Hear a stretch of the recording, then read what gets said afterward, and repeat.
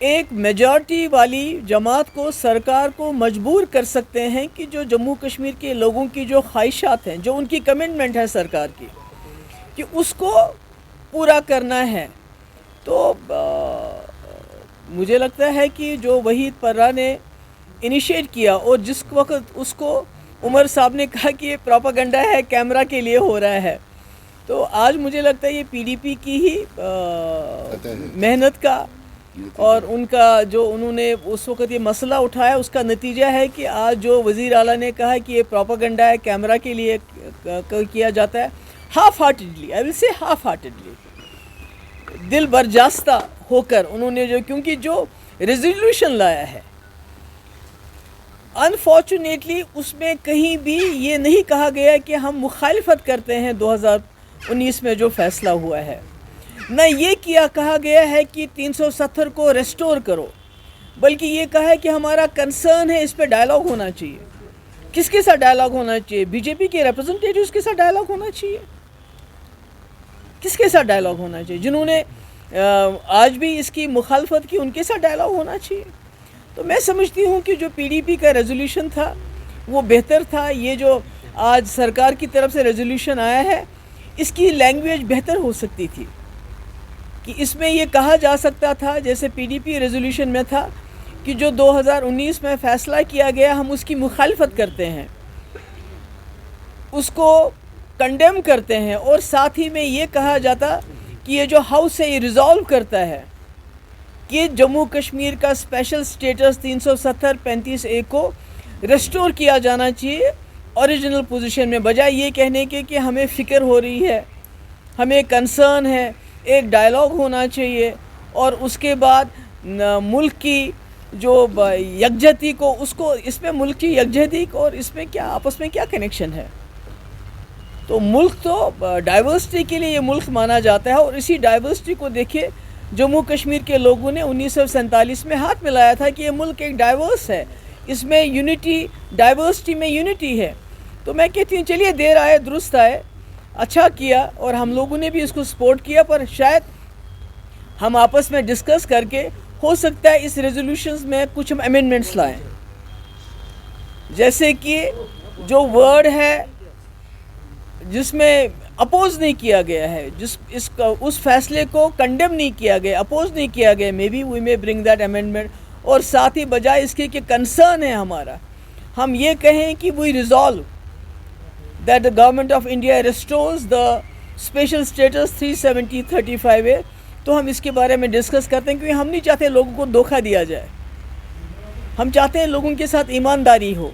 और अगर national conference ने, सरकार ने अब एक कदम ले लिया तो मुझे लगता है वो बहुत अच्छी बात है, हम उसको वेलकम करते हैं, मगर मैं समझती हूँ पीडीपी का काम है दूसरा स्टेप लेना, जो इस रेजोल्यूशन में कमियाँ हैं, खामियाँ हैं, उनको दूर करने के लिए इसमें अमेंडमेंट्स लाना। Do you mean that the PDP will... गेंस नहीं, हम अमेंडमेंट्स हो सकता है, अभी हम डिस्कशन चल रहा है पार्टी के अंदर, हो सकता है जो आज रेजोल्यूशन लाया गया जिसमें मैंने कहा ना हाफ हार्टेडली ये रेजोल्यूशन लाया गया है, जो इसकी ज़बान होनी चाहिए थी वो ज़बान नहीं है इसमें।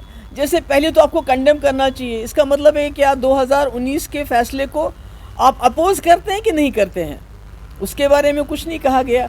उसके बाद रेस्टोर करने के बजाय डायलॉग करो, भाई किस चीज़ के लिए डायलॉग करो?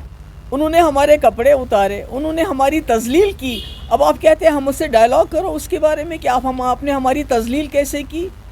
तो मुझे लगता है कि उसके बारे में हम आपस में पार्टी में मशवरा करके हो सकता है हम इस रेजोल्यूशन जिसको हम कहते हैं देर आए दुरुस्त आए, उसमें लोगों की ख्वाहिशात के मुताबिक, लोगों का जो जज्बा है उसके मुताबिक कुछ अमेंडमेंट्स ले आए।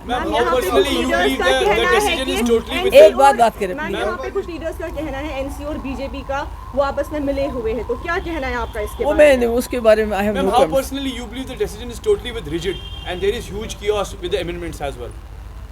Sorry? Ma'am, you believe that this decision is totally with the rigid and the confusion is there and you नहीं, कंफ्यूजन नहीं, मेरा ये है, so मेरा मतलब ये है कि अगर आपने एक रेजोल्यूशन लाया और शायद नहीं लाते अगर पीडीपी इस मुद्दे को नहीं उठाती, वो आप सब लोग जानते हैं, अयान है, क्योंकि जिस तरह उमर साहब ने रिएक्ट किया स्पीकर को बोला रिजेक्ट करो रेजोल्यूशन को, उसके बाद कहा ये कैमरास के लिए हो रहा है। तो लगता है कि इनका दिल इसमें नहीं था। अब अगर दिल बर्दाश्ता हो के इन्होंने ये रेजोल्यूशन लाया तो इस रेजोल्यूशन की ज़बान बेहतर हो सकती थी। काइंड ऑफ जैसे कि ये सबसे पहले बताना चाहिए था 2019 में जो अनकॉन्स्टिट्यूशनल फैसला किया गया जिससे हमारी जो गारंटीज दी थी हिंदुस्तान के कॉन्स्टिट्यूशन ने वो हमसे छीनी गई, स्पेशल स्टेटस छीना गया, 370 छीना गया। हम उसको कंडेम करते हैं उस फैसले को। कहीं ये बात कही है उन्होंने? नो। उसके बाद कि इसको रेस्टोर करना, हम इस रेजोल्यूशन के माध्यम से गवर्नमेंट ऑफ इंडिया पे ये जोर डालते हैं कि इसको रेस्टोर किया जाए, वो भी नहीं कहा गया।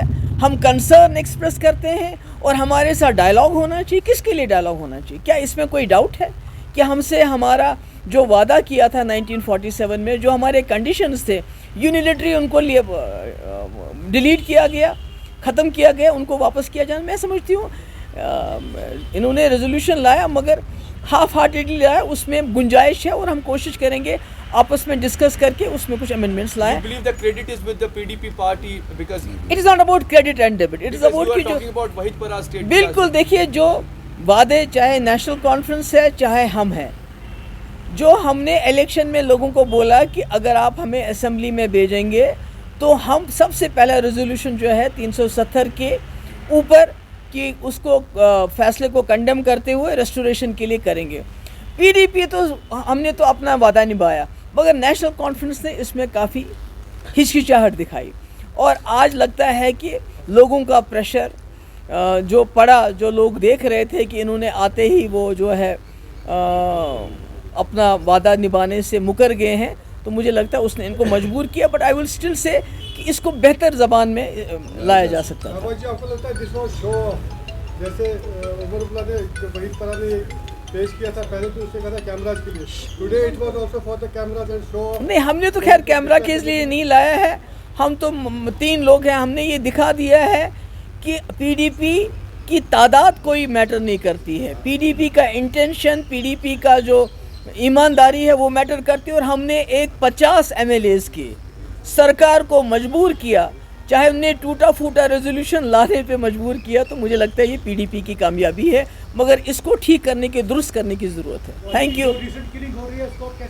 अभी तो पहले इसकी बात करेंगे ना। Thank you ma'am. इस पर उमर अब्दुल्ला ने कहा कि असेंबली, नेशनल कॉन्फ्रेंस ने असेंबली में अपना काम कर दिया है, जो उन्हें लोगों से वादा किया था वो पूरा कर दिया। कैसे? नहीं, मैंने तो कहा ना कि ये बेहतर तरीके से हो सकता था। पहले तो उन्होंने परसों इसको रिजेक्शन के लिए स्पीकर को बोला इसको रिजेक्ट करो, जिसपे वहीद पराग ने फिर उनको बताया कि आप लीडर ऑफ द हाउस हैं, आप रिजेक्ट करने का ऑर्डर नहीं दे सकते। उसके बाद आज लाया पर हाफ हार्टेड लाया है। जैसे मैंने बार बार कहा, इसकी जो ज़बान है वो एक ब्रूट मेजॉरिटी वाली सरकार की ज़बान नहीं लगती, वो एक जिसको लोगों ने अक्सरियत दी है वो ज़बान नहीं लगती है। वो ज़बान लगती है कोई बेचारा बेबस, बेकस, ताबेदारी, लाचार, जिसके पास ज़बान ही नहीं है, ऐसी ज़बान इस्तेमाल की है। उसको हम कोशिश करेंगे, पीडीपी इस रेजोल्यूशन को दुरुस्त करने की हम कोशिश करेंगे। मैम, जो वोट्स मिले हैं अभी तक ये भी कंफर्म नहीं हो सका कि क्या इसमें कांग्रेस ने भी अपना वोट किया है। दैट्स योर जॉब टू सी, वो तो मुझे नहीं मालूम, वो तो आपका जॉब है। आप लोग वहाँ थे, मैं तो वहाँ नहीं थी। नेशनल कॉन्फ्रेंस की तरफ से इल्जाम लगाए जा रहे हैं कि जिन्होंने यहाँ पे इनको पीडीपी ने पनाह दी, बीजेपी को उनकी तरफ से आर्टिकल 370 रिमूव किया गया, तो आज पीडीपी ही वहाँ असेंबली में रेजोल्यूशन पास कर रही है। नहीं, नेशनल कॉन्फ्रेंस तो कुछ भी कह सकती है, उनका क्या है, वो तो कुछ भी कहने को कह सकते हैं। मुझे तो हर उनके बात पे ताजुब हो रहा है कि 50 असेंबली मेंबर होने के बावजूद भी पीडीपी को जोर लगाना पड़ा इस रेजोल्यूशन को लाने के लिए, तब जाके नेशनल कॉन्फ्रेंस ने एक टूटा फूटा रेजोल्यूशन लाया, जिसको हम उसके बावजूद हम वेलकम करते हैं। Thank you so much.